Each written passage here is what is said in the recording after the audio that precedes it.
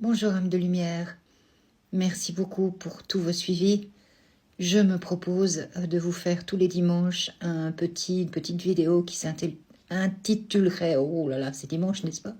Un dimanche, un livre, parce que ceux qui auraient envie de s'informer, d'en apprendre plus sur la médiumnité, sur les défunts, sur toutes ces choses-là, ça peut toujours être intéressant d'apprendre, de pouvoir évoluer sa manière de penser et puis peut-être de se rendre compte vraiment de tout ce que j'essaye de vous faire passer. Donc le premier livre que je vais vous proposer aujourd'hui, il est du père François Brune. Le mien est déjà un très ancien livre, mais il est toujours édité en édition de poche ou en autre édition. Et ce livre-ci s'appelle « Les morts nous parlent ».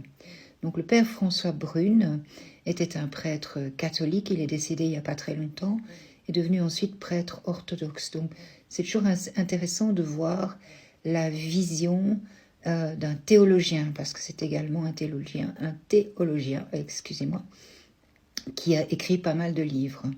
Donc vous pourrez, vous voyez, l'orthographe du nom est assez simple, elle est à l'envers, ah oui, malheureusement. Donc, voilà, ça c'est le problème, mais c'est pas grave, prenez note, je vais vous le noter. Donc, Les morts nous parlent du père François Brune.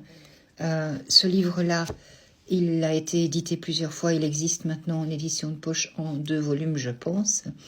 Vous avez aussi Les morts nous aiment, du même auteur, et également À l'écoute de l'au-delà.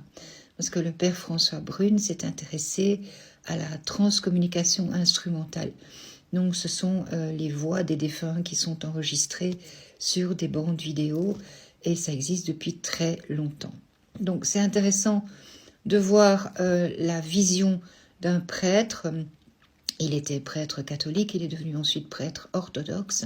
C'est aussi très intéressant de savoir que la vision de l'Église a changé maintenant par rapport à ça. Alors il est intéressant de savoir que dans un premier temps, par exemple le pape Paul VI a aboli les restrictions, donc c'est un canon de 1917, et dans un deuxième temps, l'Église catholique, pour ceux qui sont catholiques, les contacts avec les personnes décédées sont autorisés depuis novembre 1996. Alors, à savoir que c'est un peu comme ma vision des choses et notre vision spiritualiste, c'est-à-dire que les contacts sont autorisés dans le cadre de la foi et de l'amour. Ça veut dire qu'il ne faut pas les contacter pour des voyances, leur demander de nous prédire l'avenir. Voilà, premier livre, bon dimanche.